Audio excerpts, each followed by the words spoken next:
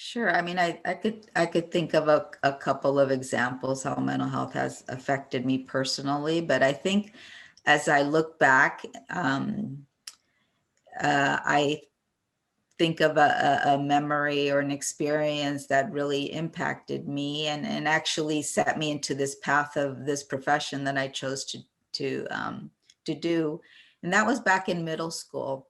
My mom was dealing with depression, and I really didn't know how to help her. I didn't know what to do, and every day was kind of unpredictable, and I felt sad every day. When I went to school, I couldn't focus at school because I was worried about her.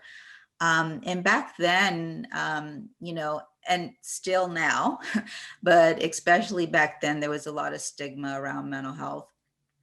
And so I know that, through my culture, which is the Latino culture, my family didn't want to talk about it.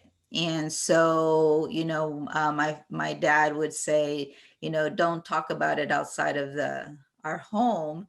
But we weren't talking about it in our home as well. So it didn't leave me anywhere to deal with these feelings that I had or these questions that I had, right? So, and fortunately, my mom had this great coworker, a friend of hers, and she took my mom to this therapist that really helped my mom kind of overcome the depression.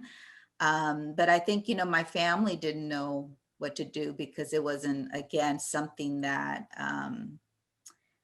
was discussed, right? And I think it definitely had a big impact on me. Um, and again, just it led me on this path of why I chose this career. I think it's important for me to start off by saying that I'm a first generation American. And it's important for me to say that because my parents are from the Philippines, and when mental health is considered, we we didn't talk about mental health growing up at all. A lot of times when there were things that were brought up related to mental health, we relied on our faith.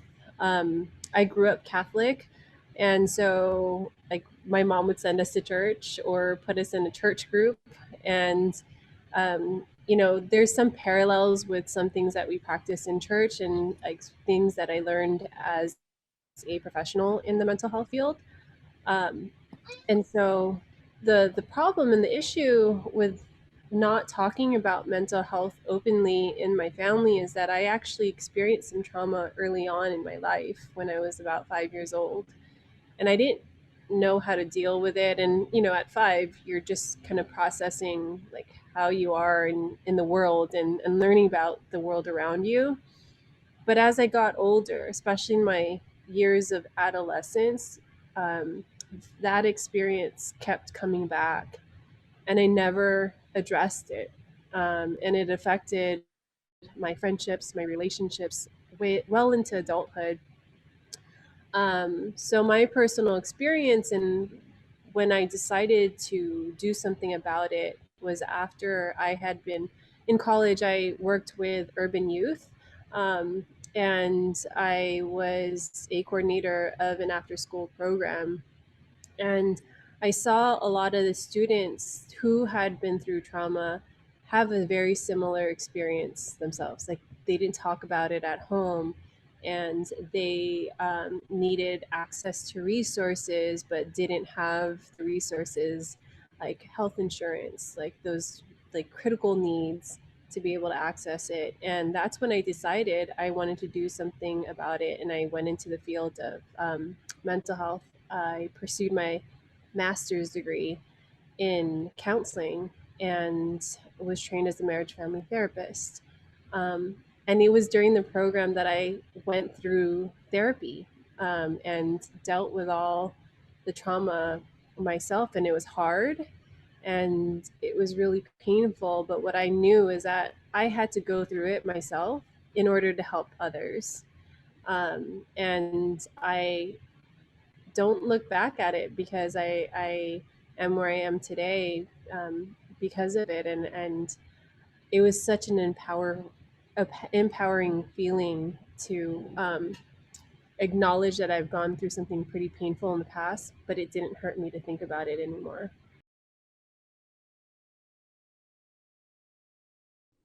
So with teenagers, I think part of it is a lot of times you have teenagers, you have social is very important piece for a lot of teenagers, right?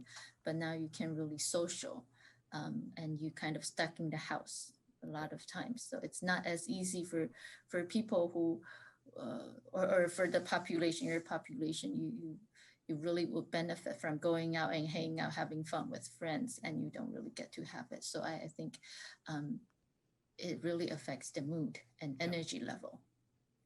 Well, I think COVID-19 has affected teenagers in so many ways. Um, and I think, there's some teenagers that are dealing with grief because they have lost a loved one, a family member, to COVID-19. And so they're dealing with grief. Um, for some teenagers, it's created a lot of anxiety as am I going to get infected with this, or is a family member, what about my parents or guardians, what if they passed away, what would happen to me? So there's a lot of anxiety related to that.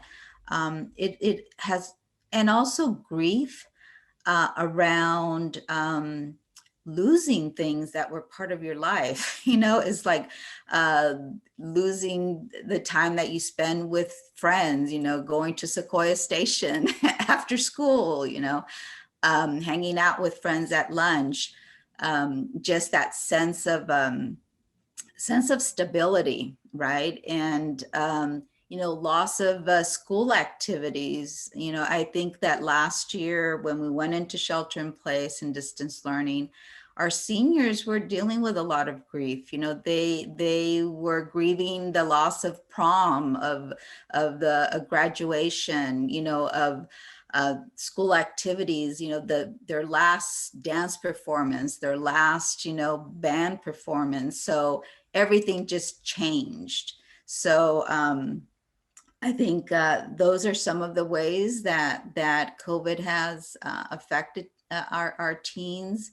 Um, and I think that for teenagers that were dealing with depression and anxiety prior to COVID, it just exasperated, right? It made things worse. It intensified those feelings. Um, so yeah, those are some ways. I think that it's created a, a lot of feelings of isolation. And, when I talk to students and hear the stories of the things that they've utilized in the past to cope with their mental health, they don't have access to some of these things anymore. So things such as like sports, right? That could be your release, that could be the thing, or the arts, such as performing arts or even band, right? And these are things that I love about the community because we offer so many things for students to access that are coping mechanisms to address some of their mental health needs. And then when COVID hit and we were placed into um, shelter in place or stay at home orders, um, those things were no longer accessible to our students and our youth. And what we saw in response to that, or consequentially, is that there was a rise of mental health needs. Hospitalizations have increased, and there have been a lot of referrals for mental health services, but at the same time, these are all telehealth. And as you all know and are experiencing it, you're in Zoom all day. The last thing you really want is another Zoom call with a clinician. And sometimes it just makes it more difficult to access the care that you might need. Um, but at the same time, I have to emphasize this is what we have. And let's go for it, right? Like connect and talk to a trusting professional that can maybe help you get you through this difficult time. So we are seeing um, unprecedented, and that's like the word of the times, numbers. And what I fear, in my professional opinion, about all of this is that once COVID-19 is addressed and behind us, we're going to have another type of pandemic on our hands. We are going to have a pandemic related to mental health, unfortunately. Um, and hopefully, I'm wrong. I want to be wrong about that. And this is why I was so appreciative of the invite to talk about this, because I think that we could combat that. I think we have the ability to prevent that from happening, but we have to encourage people to access care and therapeutic resources. Um, so with depression, you might notice that all of a sudden things that brought joy to your life, things that you were interested in, that made you happy, all of a sudden you lost that interest. That those things don't make you happy. You know, you might have changes in your appetite, changes in your sleep. You can't sleep, or you're sleeping too much. Um, you know, there might be difficulty concentrating. And you know, there might be I'm going to say you might have some suicidal thoughts, you know, feeling hopeless, you know, feeling like there's no bright side to your future. And if these things last for at least more than 2 weeks, right? If it's constant, then it's something for you to think about. It's something for you to feel like, okay, this is not normal for me. You know, this is um, there might be something going on. Um, yeah. And I would say that for anxiety, anxiety can be pretty normal. We all have anxiety in our lives, right? And sometimes some anxiety can be a positive thing. You know, it could how can I say, could prevent you from being in a life-threatening thing. You know, you jump away from a car coming, or you know, things like that. It could help you do better on an exam for some students, right? But when it starts interfering with your daily life, you know, when you are constantly anxious all the time, and it affects your relationships, it affects school, it affects maybe if you're working, then it's something for you to think about, right? And there's different types of anxiety, you know, because I think people don't realize that there's all these different types of anxiety. I mean, there's social anxiety, where you have this paralyzing fear of being in front of people, or in relationships. You know, there's post-traumatic stress disorder, where you might have encountered a really traumatic event and you're reliving it, you know, all the time. You know, panic disorder, where you might have a panic attack, that's something that we see at Sequoia with many students. um, you know, phobias, you know, obsessive compulsive disorder, and just generalized anxiety is something where you have this like intense fear of like something bad's going to happen, and sometimes you can't even put your finger at to what that is, right? But you just have this sense of something bad's going to happen.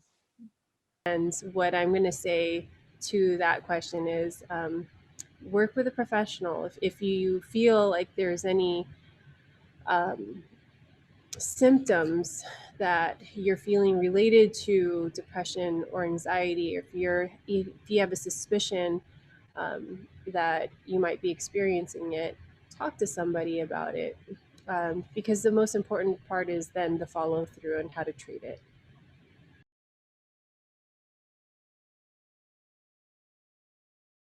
I think it's very stigmatized because a lot of times people think I can handle it, right? So I have students tell me, oh, I didn't hang my homework, so I'm about to fail, but I can handle it. I can do it on my own, right? Or like today, I have another girl told me, well, even though I'm not eating, I lose all these weights, but I still have control. So I think a lot of times is because the person is already sick, so the person doesn't know that they already lose control. But family around or friends, it's like, oh yeah, it's not that bad because they still talked about it. They think they have control. Um, so people don't think this is necessary to seek help, or help is really necessary, because a lot of times people are like, oh yeah, with time it will go away, right? Um, and also the stigma is around, if you think you're depressed, then that means you are crazy Yep. or you're weak. And a lot of times I have people say, well, there are so many bad things happening around the world. Why would you feel sad? Or why would you feel this way? There's no reason for you to feel this way. It's a really good question. I think that mental health is stigmatized for a lack of information, people not understanding, right? For inaccurate information that might be portrayed in the media. Um, it could be that there's stereotypes, there's myths out there. It could be something that's been passed on from generation to generation, right, in your family. So there's a lot of things related to stigma. And I think the most important thing is for us to become educated, right? To educate ourselves around it. And because I think stigma prevents people from reaching out for help. And stigma prevents people from talking about it, and we want to make sure that people reach out for help, that our teens reach out for help. And so, yeah, I think that those are, some of the things. Um, I I don't think it's new. I think that there has been a stigma around mental health for generations. And I think it's because when we hear about mental health, we hear about some really extreme cases, right?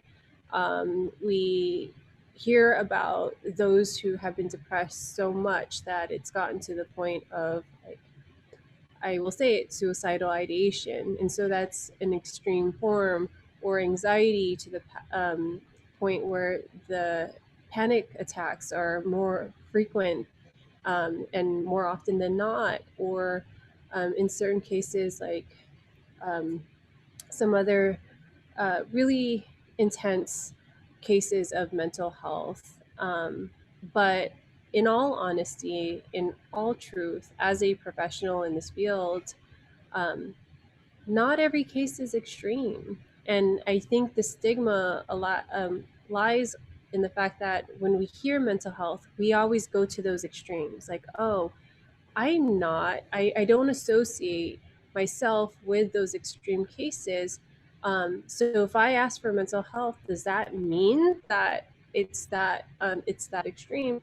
And no, it doesn't. If you think about mental health, I think what we need to educate people on is there's a spectrum, and you can fall anywhere in that spectrum. You could be someone who is just experiencing mental health for the first time and it's a minor case of the symptoms, or you could be somebody who has struggled with it, and um, your case needs more support because there are things that you've experienced it over time, and you do need a higher level of care. But um, and there's nothing wrong with where you fall in the spectrum. It's just like if you had a physical diagnosis. Like, let's just talk about diabetes, right? Someone who has diabetes type 1 differs from someone who has diabetes type 2. The treatment's going to be different, right? There's not something that's necessarily bad, or it's just going to then lead you to have a different path in your course of treatment. And that's one thing that um, I want to say about the stigma of mental health. Sometimes it's cultural, sometimes it's just not understanding it enough. So that's where the education component is so critical to get rid of the stigma.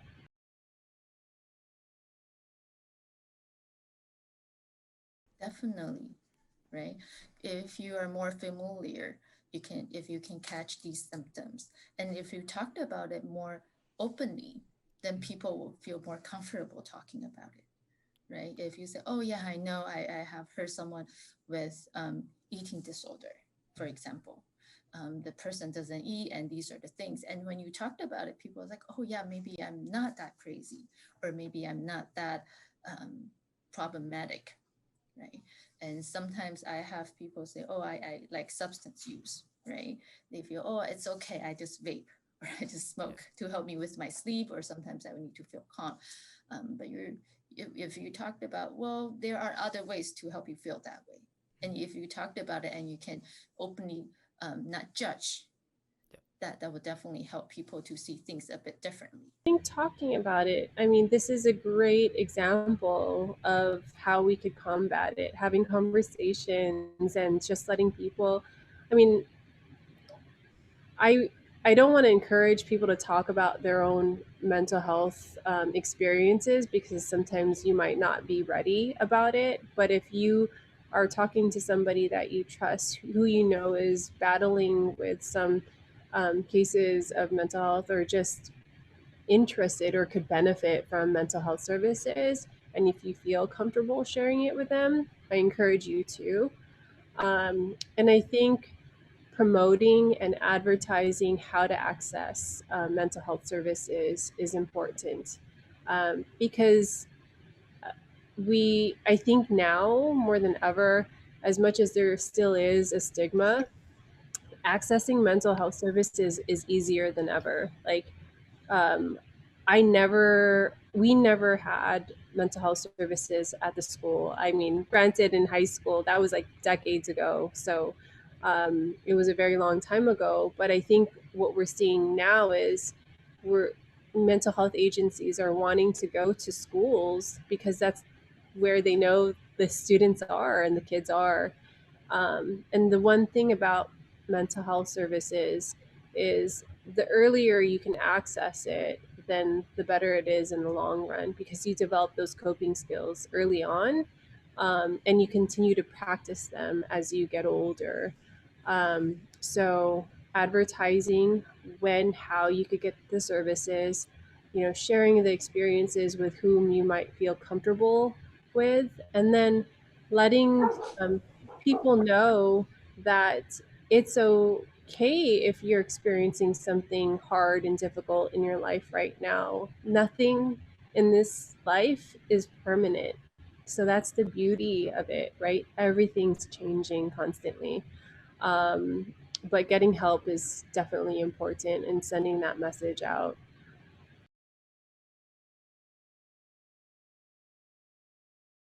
I think it very easily is, especially for teenagers nowadays. I have two teenagers at home, so I notice a lot of times you you have to do Zoom class, so you play games, you're on the social media all the time. Um, and not just teenagers. I think people in general is, we can't sit still and do nothing. If I really ask you, okay, just sit here, no cell phone, nothing, you don't doodle, you don't do it, then people start to go crazy. Like, what do I do now? And you feel like started to have this anxiety. And I think that's something we can really practice. Sometimes it would be nice for us to allow ourselves to do nothing. kind of to space out, not necessarily to the point we talked about meditation or breathing technique, but I think it would be nice for us to accept that we can slow down and do nothing and don't have these messages coming to us. That's a really hard question because I think I really like a lot of coping mechanisms, but I think if I needed to pick one, at Sequoia High School, we're really big on mindfulness, and mindfulness is being in the present moment is sort of calming your mind and your body, right?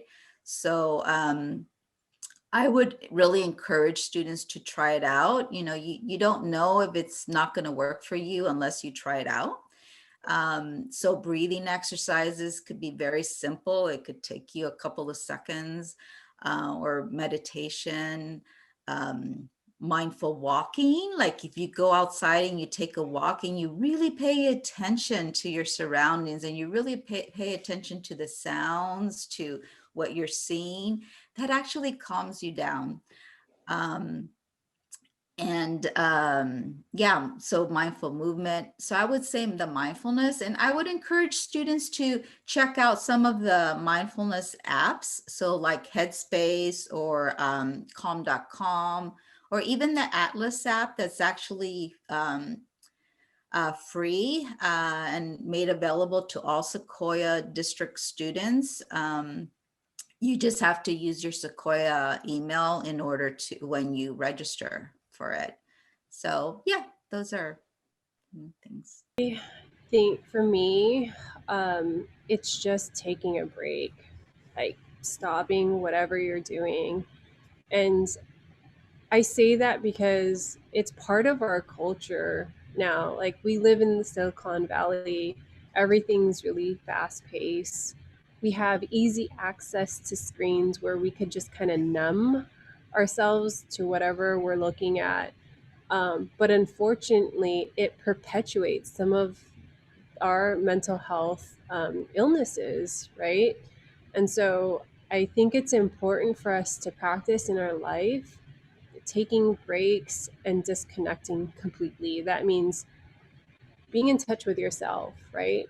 Um, and it's so important because in that practice, one, you'll be able to identify what are your physical symptoms that your body is telling you. Sometimes we get so consumed in what we're doing, we don't even read that. We don't hear it. Like our body's telling us, "Hey, I need to sleep," right? Um, the sleeping at 1 in the morning and getting up at 7 o'clock isn't healthy, and you're tired. Sometimes we're so consumed with what we're doing that we don't hear our signals. And so once you establish identifying that when you take a break, then we could incorporate the things that could actually slow us down, our psychosomatic response, which is breathing, doing some visualization. And I know that like we try to implement that in schools and classes sometimes, but it's so important, and it's just kind of um, this repetition, and it seems mundane and maybe questionable as to whether or not it's working. um, but I think with consistent practice, like anything else, like in music, like in bands, like in sports, the more you practice, the better you become at it. And I do want our teams to get to that point where they hear their bodies telling them what they need, and then they incorporate the things that will help them, like just calm down and be present.